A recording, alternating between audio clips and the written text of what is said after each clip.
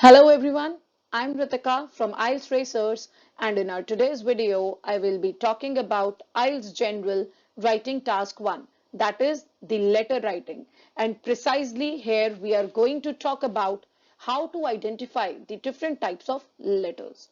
It is very important to distinguish the different types of letters. Why? Because when you are able to do so, then only you can choose the correct vocabulary as well as the correct tone for your letter, and it is very important to get your desired band.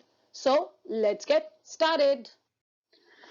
There are three types of letters. First are the formal letters, then semi-formal letters, last are the informal letters. And now I will show you how you can distinguish among these three types of letters. First, we will start with the formal letters. What are formal letters?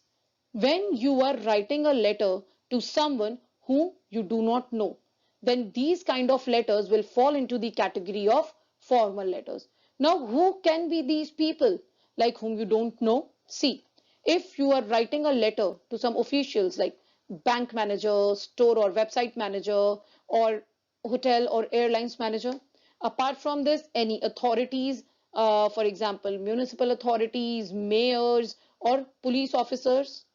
Furthermore, if you are writing letter to any employment agency, travel agency, you are writing the letter to the editor or to some accommodation officer. In all these kind of categories, we don't know the concerned person who will be going to read our letter. So that is why these letters are formal letters. As we don't know the person exactly to whom we are writing, that's why we will start these letters with dear sir or madam. And the closing of the letter, the way you will be signing off, is yours faithfully. Here is the key for you: F for formal and F for faithfully. This will help you to remember this thing, like how to sign off your formal letters. Look at some examples of formal letters. The very first question is, you are looking for a full-time job, so you need to write a letter to an employment agency. So here we don't know in the employment agency who will be reading our letter. We don't know the concerned person. That's why it is a formal letter. Read the second question. Your car insurance company has told you that they are going to increase the amount you have to pay in insurance for your car each month. And obviously, you are not happy about this. So, write a letter to your insurance company. Now, again, we are writing a letter to someone we don't know. That's why it is a formal letter.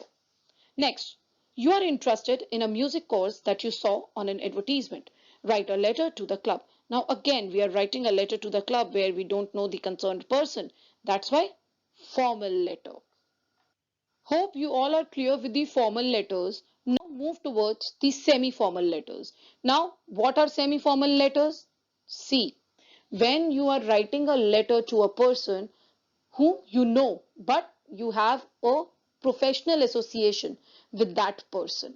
And this professional association can be in the field of education, maybe like within the professors or the principal, or maybe with the teachers or trainers, or maybe with the student.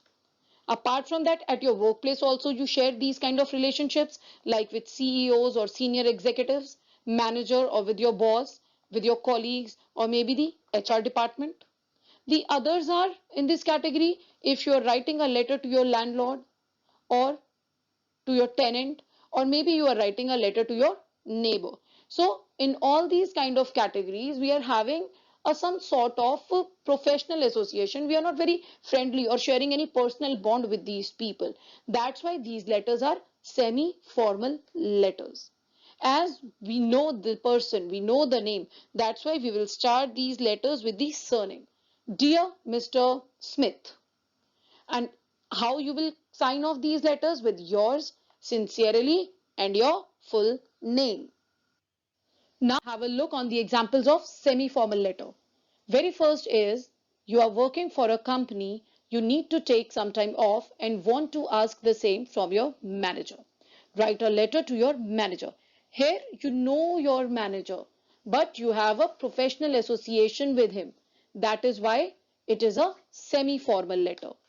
Another example is you are due to move into a rented apartment next week, but you will not be able to do so due to an unexpected problem.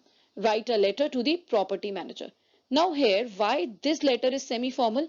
Because you already know this person. You know, whosoever is the property manager, you know him, right? And you have built a professional association with him. That's why it is a semi-formal letter. Next is you applied to a job and were offered the position, but you have decided not to accept the offer. Write a letter to the HR supervisor with whom you interviewed. Now, this is also a semi-formal letter because you are writing to the HR supervisor who interviewed you, right? So you know this person and you have built a professional association with him. That's why this is also a semi-formal letter. Now the last type of letters are the informal letters. What are the informal letters? The letters that you are writing to your friend or your relatives. So you know these people very well and you share a very healthy bond or relationship, a very close relationship with them. So these kind of letters are informal letter where no formality is required. That's why informal letters. You are writing it to your friend or to any of your relative. As we know the people very well, so we start here with the first name. Hi Jenny, and the greeting line like hope you are doing fine. And we will end up these letters with regards and your first name.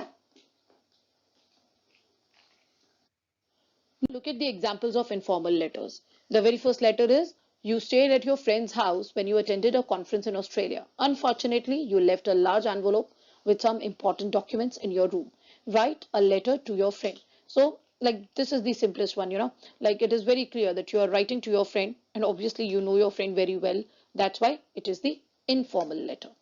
Next example is you have been busy with your studies for the past month and haven't had time to visit your family. Write a letter to your grandmother. Obviously, you know your family very well. You are writing to your grandmother. That's why this is an informal letter. I hope now it is very much clear to all of you that how you can distinguish between the three types of letters. This is it from my side. If you have any questions, any doubts or queries, feel free to comment and to get in touch with us. Please check the description box. I have mentioned all the links there. Also, don't forget to subscribe our channel for more videos. Thank you.